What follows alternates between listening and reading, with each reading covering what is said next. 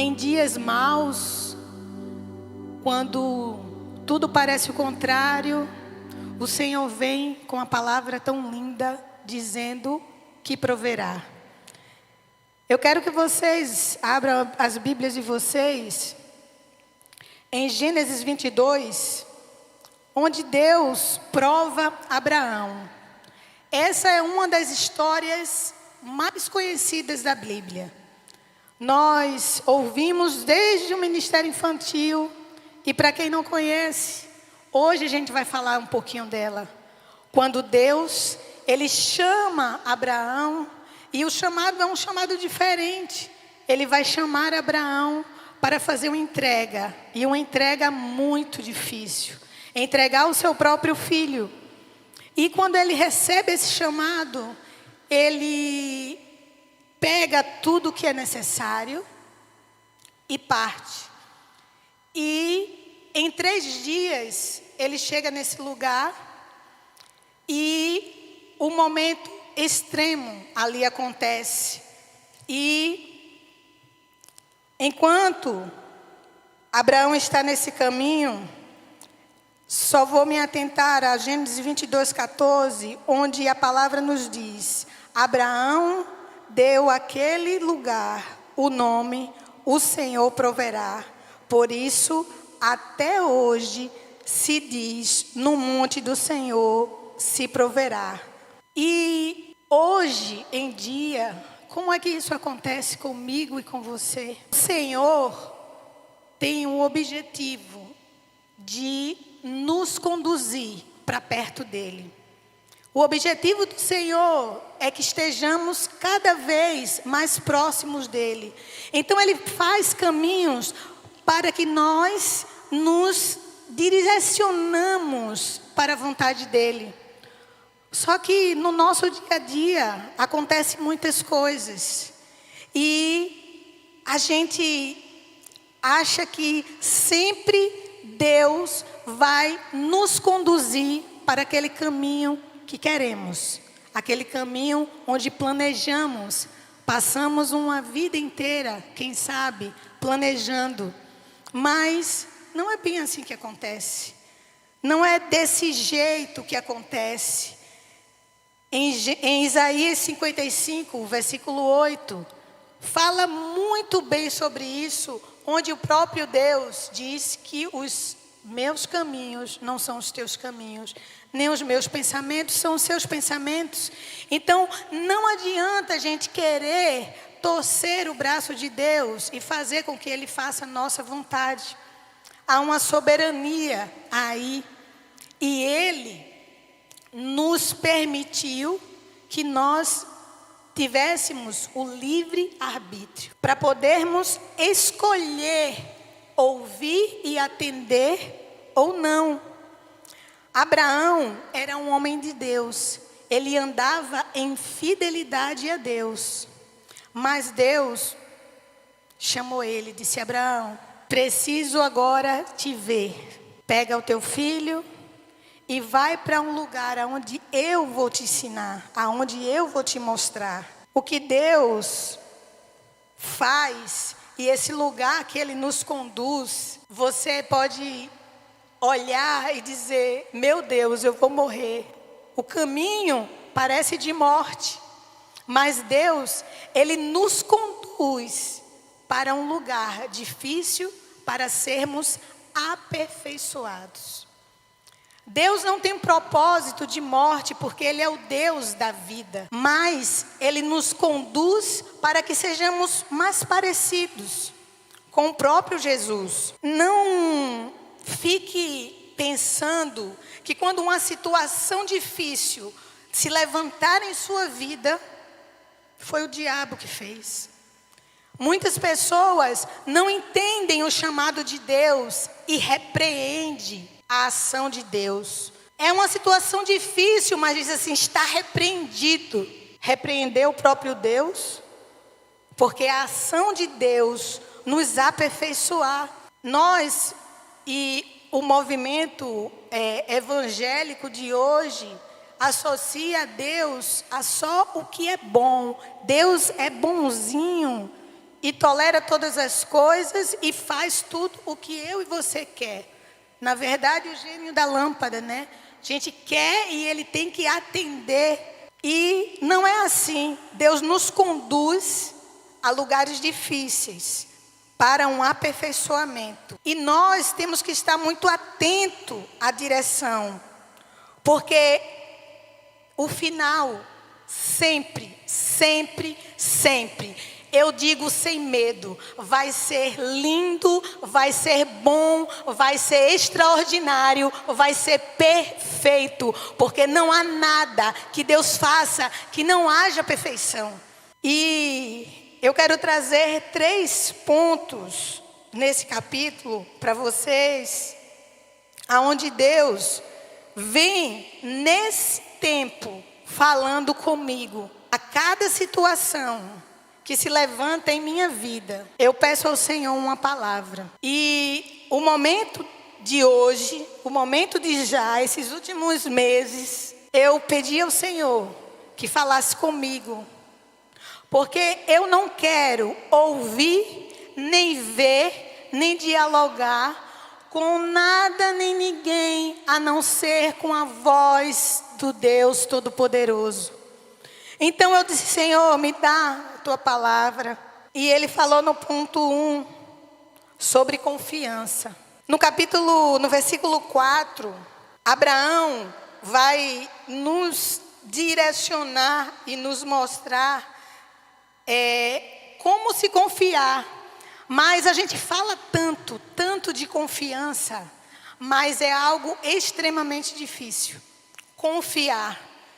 Pregamos sobre confiança em Deus, falamos uns com os outros sobre confiança, mas, no entanto, não confiamos quando deveríamos confiar. Abraão, nesse versículo 4, do capítulo 22, ele diz assim: fiquem aqui com o jumento, enquanto eu e o rapaz vamos até lá.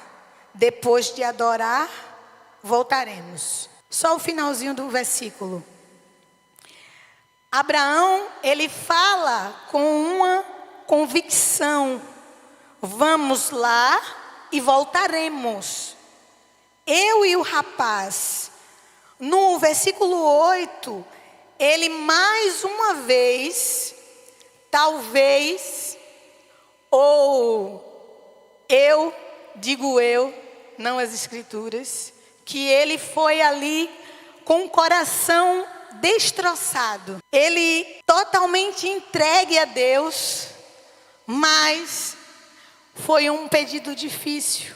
Quantos pedidos difíceis você tem negado ao Senhor? Ou você tem achado que vem de fontes malignas, quando é o próprio Deus querendo que você seja conduzido para perto dele? Ele foi ali, subiu aquele monte e, com uma fé inabalável, ele disse: Deus há de prover. Glorificado seja o nome do Senhor. Em Hebreus 11, o versículo 1 diz: ora, a fé é a certeza daquilo que esperamos e a prova das coisas que não vemos. Não vemos.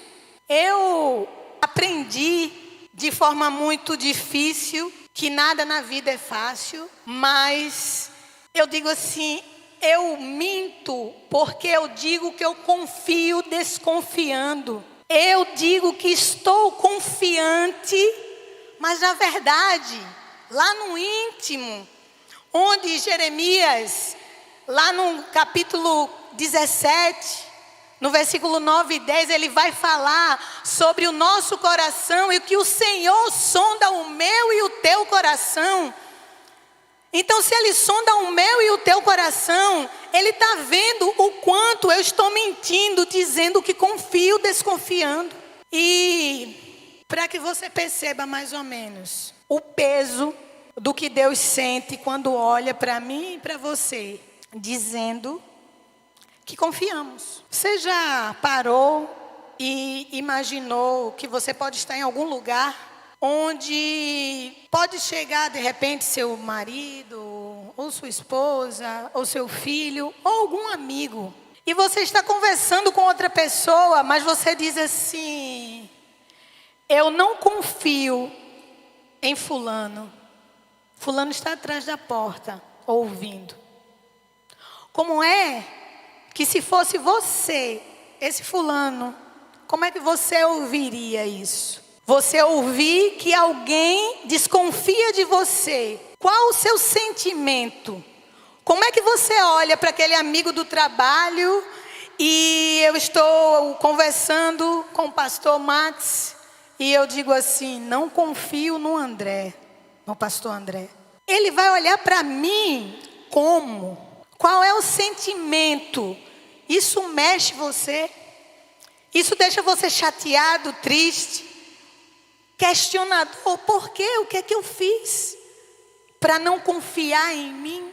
A palavra do Senhor, lá na carta aos Romanos, fala que o Espírito Santo se entristece. Ele diz assim: não entristeçais ao Espírito Santo de Deus. E nós, quando temos esse sentimento de confiança, mas desconfiamos de Deus, porque o resultado final não está na minha mão, é isso que acontece com o Espírito de Deus, com o próprio Deus. Ele se entristece, porque o que Ele espera de mim e de você é essa confiança. Hebreus 11:6 diz assim: sem fé é impossível agradar a Deus, pois quem dele se aproxima precisa crer que ele existe e que recompensa aqueles que o buscam. É necessário uma confiança. Sem a desconfiança, independente de você saber ou não o resultado final, quem confia, caminha com o Senhor. E o segundo ponto que eu vou falar é sobre o caminho. Mais um destaque nesse capítulo, aonde muitas e muitas vezes eu volto nele de novo, porque a voz do Senhor precisa ser ouvida em meus ouvidos. Eu necessito ouvir o que Ele tem para falar comigo. E o texto fala sobre o caminho de 3 dias. Abraão estava ali com os seus servos, com o seu filho, com tudo preparado para o sacrifício. E ele, durante o caminho, imagino que silencioso, imagino que rasgando a sua alma por dentro. Isso é comportamento masculino. Quando sai do controle da mão do homem, ele quer manter por fora, mas dentro a sua alma está se rasgando, porque fugiu do controle dele. Ele foi caminhando ali sabendo o que tinha que fazer, mas não querendo fazer porque ele amava o seu filho. A Bíblia não relata esses dias, mas eu penso que foi uma eternidade. Porque um dia, o meu filho Mateus, quando ele era bebezinho como Benjamin, ele ficou sem ar. E eu fiquei desesperada e balancei, virei ele de cabeça para baixo e fiquei no desespero. E eu morava na mesma rua do hospital, cheguei no hospital. E quando eu cheguei lá na urgência, por favor, meu filho não está respirando. Aí, aquelas recepcionistas bem frias, disse, sim mãe, vamos fazer aqui me fale o nome dele. Eu digo, não, ele tem que entrar agora. Ela disse, ele já está respirando. Aí eu digo, mas ele tem que entrar, E ele disse, mas ele já está respirando. Porque, para mim, aqueles segundos parecia meia hora. E quando eu entrei na sala do médico, desesperada ainda, o menino estava respirando. E ele disse, quanto tempo ele ficou sem respirar? Aí eu disse, meu Deus, acho que 15 minutos. Aí ele disse: de jeito nenhum, mãe. Ele não passou esse tempo todo sem respirar. Você tem que se acalmar. Imagine esses 3 dias para Abraão como foi. Eu sei que eu vou para um lugar para que meu filho seja morto. Aquela caminhada foi dura, difícil, foi tenebrosa. Nós não conseguimos mensurar, porque é um dia inteiro, é uma tarde inteira, é uma noite inteira, é uma madrugada inteira. Quantas madrugadas a gente passa em claro. E Abraão estava com um objetivo firme, mas ele estava acabado, porque ele amava aquele filho. O que você tem ouvido na sua caminhada de dificuldades? O que é que você tem ouvido na caminhada da sua vida? Qual é a voz que você sempre está ouvindo? Será que a mãe que tem o seu filho drogado escuta assim: seu filho nunca vai deixar as drogas? É aquele filho que abandonou a igreja. Seu filho ou sua filha, ela nunca mais vai voltar para a igreja. Você fica ali ouvindo, e quantas coisas você fica sofrendo ao ouvir a voz, a sua própria voz. Talvez dizer para você: mediante as circunstâncias, mediante o que eu vejo, não é possível. Realmente, não é possível. É uma doença terminal, sabe? Os médicos já disseram: não é possível. Vocês devem olhar e dizer assim: mas por que há tanta convicção nela? Porque Deus, quando Ele vai nos conduzir para esse lugar de aperfeiçoamento, o lugar da prova, o lugar da dificuldade, o lugar que é conduzido por Deus, é para nos aperfeiçoar. Os relatos bíblicos não é apenas uma história. Muitos dos irmãos aqui devem ter testemunhos da provisão de Deus na vida de cada um. E há poucos meses aconteceu comigo. Era o meu Benjamim que ia ser sacrificado. Foi os médicos que olhou para mim e disse assim: não tem jeito, não tem jeito. Você tem quantos filhos mesmo? Já tem 2? Então fica tranquila, porque esse não tem jeito. O que é que se ouve num momento desse? Pensamos em quê? Nos hormônios, na sensibilidade. Ele disse: não. Diante do diagnóstico do seu marido, não há nenhuma possibilidade de você sustentar esse filho no seu ventre.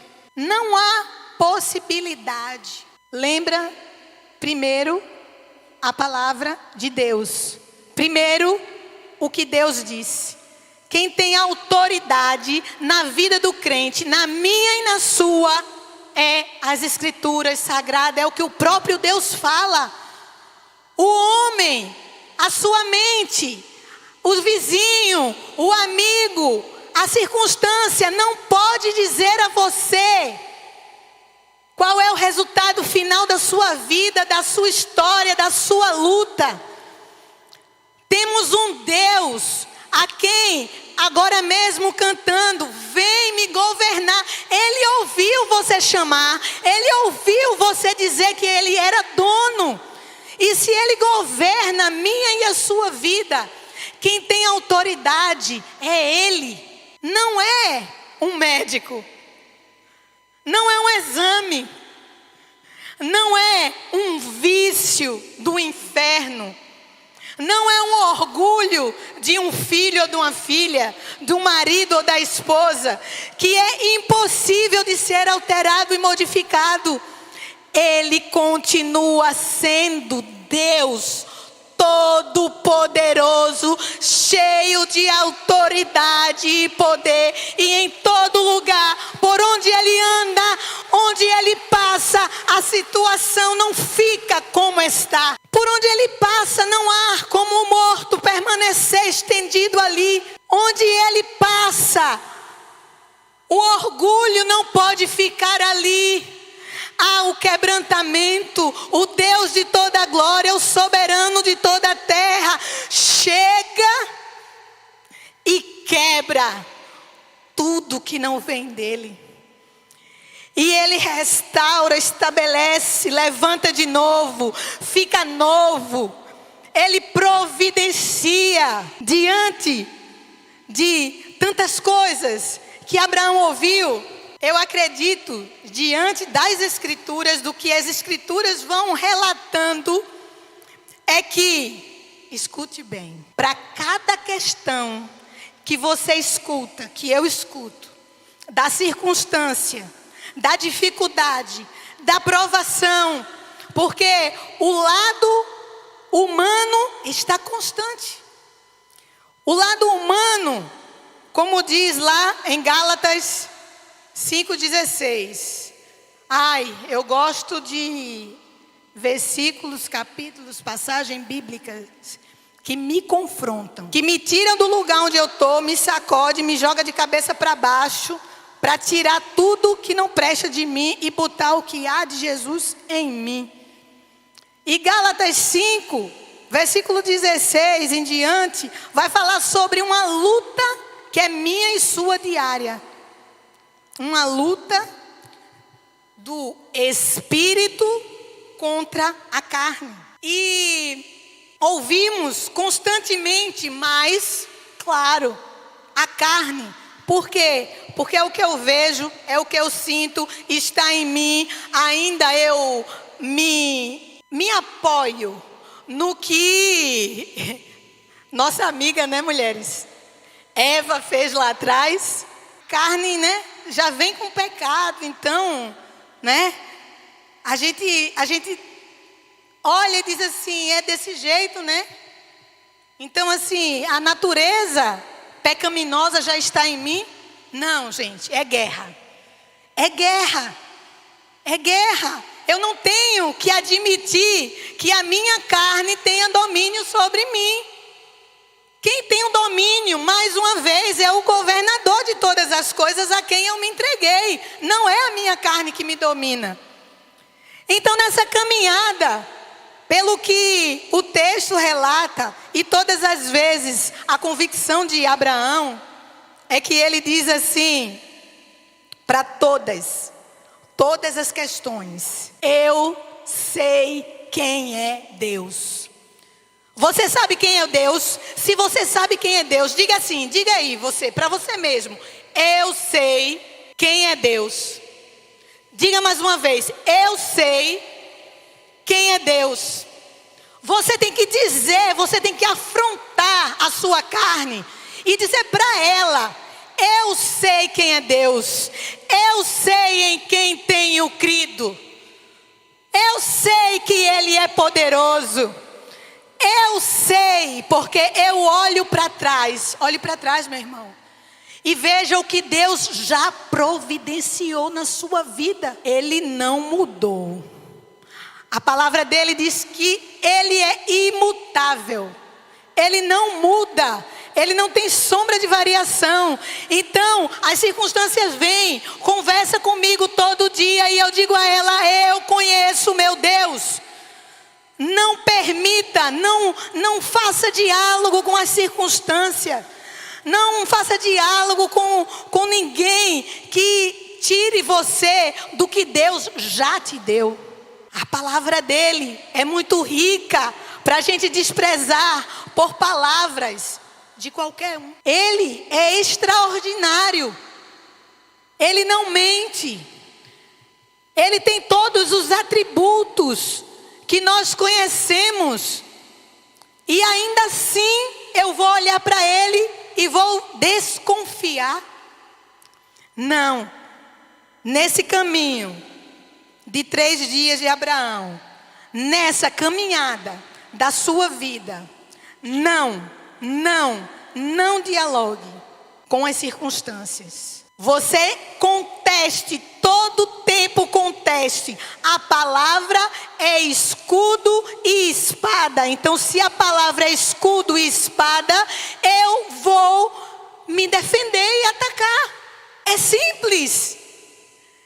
Não preciso de nenhuma ajuda fora a parte. E não vou citar métodos que pessoas usam a palavra de Deus para apalpar o ego do crente, dizer que a vida dele vai ser boa, dizer palavras de prosperidade, quando a palavra de Deus diz que nós teremos aflições, mas também Ele revestiu a cada um de nós com a armadura dele. Somos revestidos pela armadura de Deus. Então, quando a palavra vem, eu dou o escudo e eu ataco. Com a própria palavra, respondendo simplesmente quem Ele é. Você precisa descer, olhar para as Escrituras, olhar para um texto, ficar naquele texto muitas vezes, até você ouvir Deus falar com você. Nós queremos rápido, respostas rápidas, resultados rápidos. Nós queremos o mover do nosso jeito. Deus diz, ainda eu sou Deus, permaneço sendo Deus, e o dia determinado você vai ter que esperar, e todos verás a minha glória, porque Ele não muda. Não queira ensinar a Deus no meio da dificuldade. A gente pode se virar para Deus e dizer assim, por que Deus está fazendo isso agora? Por que essa coisa se levantou na minha vida agora? Logo agora. Eu não queria que acontecesse agora. Por que não aconteceu quando eu estava assim ali? Não é assim que a gente faz? Por que isso não pode acontecer mais lá para frente, mas justo agora isso tem que acontecer? Não podemos ensinar a Deus. Se você está vivendo algo agora, é porque Deus te deu condições para que você passasse por isso agora. Deus não vai lhe dar nada que você não possa suportar. E no tempo que Ele escolheu, esse tempo é o tempo perfeito. Porque foi estabelecido por Ele. Ainda que você diga, tá difícil, tá doendo, mas o Senhor está nos conduzindo em direção a Ele. Não se engane, não fique ansioso. O caminho é um só, é para perto dEle. Talvez você ache que você já está perto o suficiente, mas para estar com Deus nunca vai ser tão perto, porque o desejo da nossa alma anseia por estar com Ele. Quando confessamos isso com nossos lábios, em meio aos louvores, dizendo que Ele virá nos buscar, o nosso coração queima, porque é o desejo de toda criatura, de toda a criação, é ver o Senhor. E o terceiro ponto é que quem confia, caminha. E nesse caminho é guerra, é luta. Batalhamos, nos defendemos, atacamos, mas o resultado final é a adoração. Veja que no verso 5, no finalzinho do versículo, Abraão diz assim: depois de adorar, voltaremos. Vocês aí de onde estão, em casa, na rádio, aqui, como é que em meio a uma situação contrária, você possa encher sua boca para adorar ao Senhor? Adorar ao Senhor é uma ação muito fácil quando a gente vem no domingo à noite para a igreja. Está tudo normal, está tudo bem. quarta-feira, em casa, limpando a casa. Quem nunca? Bota o louvor nas alturas. Mas como é que se adora numa condição dessa? Em meio à dificuldade, em meio a um sufocamento, porque eu estou vendo que o que está prestes a acontecer. E quando há uma morte, não se louva de alegria. E Abraão tinha isso bem dentro do coração dele. Poxa, tão velhinho, esperou tanto tempo, a promessa estava ali. Para mim e para você, que sabemos o resultado final de Abraão, é tão fácil. Mas eu não quero que você olhe para a vida de Abraão. Porque Deus, Ele é o Deus de já. Ele é o Deus de hoje.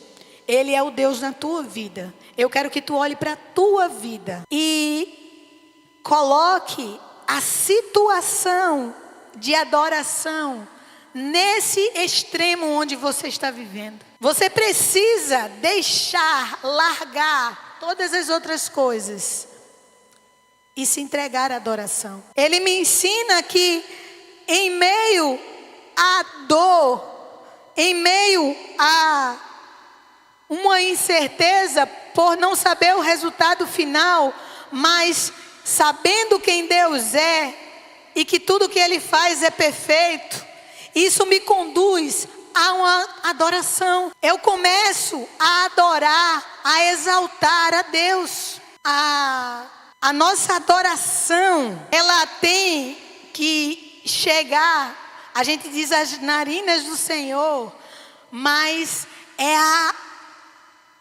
nossa adoração tem que chegar de forma sacrificialmente. Uma coisa que mexe com muito crente e até mesmo os não crentes é o dízimo, que nem está aqui e nem eu ia tocar nesse assunto, mas é algo que é uma entrega, é uma adoração, mas eu tirar algo de forma sacrificial é muito difícil, porque eu tenho outras prioridades, mas é um sacrifício, é uma entrega, não é uma obrigação, mas é uma entrega. Quando foi que você entregou uma adoração ao Senhor sacrificial? Abraão foi ali dizendo: tá doendo, mas eu te entrego. É lindo a gente cantar que vai subir no monte, que vai subir ao monte, mas a hora da entrega sacrificial, não entregamos. Não vemos a provisão de Deus, talvez porque não entregamos. Porque Deus não gosta de sobras, tá, meus irmãos? O Deus da Bíblia, e graças a Deus, né, tem o nosso pastor, e aqui em pessoa tem um pastor André de discipulado para me corrigir se eu estiver errado. O Senhor ama as primícias, não é isso? É as primícias. Deus, Ele não gosta do que sobra. O tempo que sobra, eu vou lá servir no ministério, porque está sobrando tempo. O dinheiro que sobrou, eu entrego, porque é o que sobrou. O que sobrou, hoje à noite, vai ter célula. Ainda tem um tempinho. Sobras. Resto. Deus, Ele quer o sacrifício, as primícias da sua adoração. Tudo isso que eu falei aqui é adoração. Todas essas entregas aqui é uma expressão de adoração. Mas no meio da dor, olha, meu filho está no hospital, meu marido foi embora de casa, e quantas circunstâncias levantamos, o meu trabalho não me dá tempo. Sacrifício. Suba ao monte e sacrifique, porque Deus, Ele se alegra no sacrifício. Ele é uma expressão de adoração, o sacrifício. E isso não é algo humano, mas uma notícia muito boa. 2 Pedro, capítulo 1, versículo 4. Que coisa linda, que coisa maravilhosa, que coisa extraordinária. Eu e você ganhamos uma natureza divina. Não é mais a tua carne que te domina, mas a palavra diz que nós recebemos uma natureza do céu, uma natureza de Deus. É isso que está em mim. Você não está sendo movido num culto de domingo emocional, onde há muitos gritos, muitas voltas. Não é desse jeito. O Deus da Bíblia, que se apresenta de Gênesis a Apocalipse, que se revelou para que eu e você visse Ele. Se nós lermos a palavra, se nós dedicarmos tempo às Escrituras, a gente não vai estar abrindo coisas inúteis na internet, buscando. Lembra das vozes que vai nos conduzir para outras igrejas com movimentos antibíblicos. É tão simples. É olhar as Escrituras. Eu não estou entendendo, Senhor, eu não estou entendendo, Senhor. Só basta isso. Não precisa ter palavras extraordinárias para falar com Deus. O próprio Jesus, Ele veio aqui vestido de simplicidade, sendo simples, falando de coisas simples do dia a dia, para que eu e você entendesse as coisas do céu. E mesmo assim, a gente não quer se entregar aqui. Então, o que está dizendo ali é bom, eu vou. E é levado, como diz Paulo, por todo o vento de doutrina. Quando há uma adoração pura, genuína, sacrificial, ela não é movida num domingo à noite. Ela não se move em expressões de gritos e de rodopiadas e de profetada. Não. Ela vem do racional. A gente tem a emoção, a gente sente o coração queimando, mas é racional. Vamos voltar para a Bíblia. Romanos 12, o capítulo 12, versículo 1. Ele vai falar que o nosso culto é o quê? Racional. E por que eu estou tão buscando emoção? Eu estou buscando o que eu quero, se eu sei que o que Deus quer é a centralidade. Jesus é o centro. Está nele a centralidade. Não está na minha vontade. Aquilo que eu desejo, aquilo que eu planejo, aquilo que eu sonho, aquilo que eu procuro, não é bom. O próprio Jesus disse assim: pedis e pedis mal para o seu próprio deleite, e por isso vocês nunca obtêm. Então, quando eu escuto alguma promessa falsa, eu me prendo a ela. E fico presa também a antidepressivos, a ansiolíticos. Porque não funciona.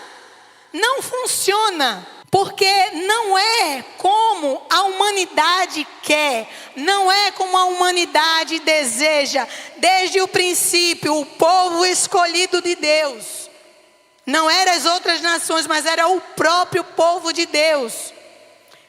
Era conduzido para a vontade de Deus. Deus ia, levantava profetas e profetas e profetas, e o povo queria facilidades. Deus, Ele continua levantando a voz dEle em meio a um mundo escuro, a um mundo de trevas, a um mundo de ruídos, a um mundo de diversidade de Deus, como tinha naquela época vários deuses, mas o engano de estar adorando a um Deus de forma equivocada está conduzindo muito crente para o inferno. E o crente acha que está indo para o céu, porque está sendo levado por falsos ensinos, tendo a Bíblia em casa, tendo a Bíblia no celular. Naquela época, se ouvia que os profetas, quando se levantavam para dizer a vontade de Deus, o povo queria sufocar e dizer assim: a gente não quer ouvir. Mas os profetas que profetizavam mentiras, é esse que a gente quer ouvir. Porque hoje o movimento está tão grande, olha, vamos ali, vamos ali, vamos ali. Porque as pessoas querem deleite, deleite, deleite. E é um deleite enganoso. Porque o deleite em Deus, a dor em Jesus, gerou uma glorificação. Ele disse: quem quiser seguir após mim, negue-se. O que é que você tem negado? O que é que você tem renunciado? Quem tem sido o seu Isaac que você não solta? Que você olha para um monte e diz: Isaac, vamos aguardar um pouco aqui. Vamos orar mais para ver se Deus muda. Se Ele mandou subir e sacrificar, adore. Adore do jeito de Deus. Lá em Amós tem um versículo onde ele diz assim: eu odeio as assembleias de vocês, os barulhos que saem dos seus instrumentos. Deus não tolerava, ele disse: para mim é como barulho. Porque as pessoas naquela época estavam adorando do jeito deles. Há um jeito de Deus, há uma centralidade em Deus, e está nas Escrituras. Então, a entrega é sacrificial. A entrega, a subida é racional, não é emocional. Quando você se emociona aqui e permanece com Isaac, vai embora com ele embaixo do braço, não sobe. Você não pode ver a provisão do Senhor, porque Ele provê. Eu digo com convicção, Ele continua sendo o mesmo. Ele é o Jeová Jireh. Ele é o Deus provedor. Não retenha a sua adoração. O que é que qual é o seu tempo que você não tem entregue para adorar? Deus está aguardando, porque Ele quer prover na sua vida, na minha vida.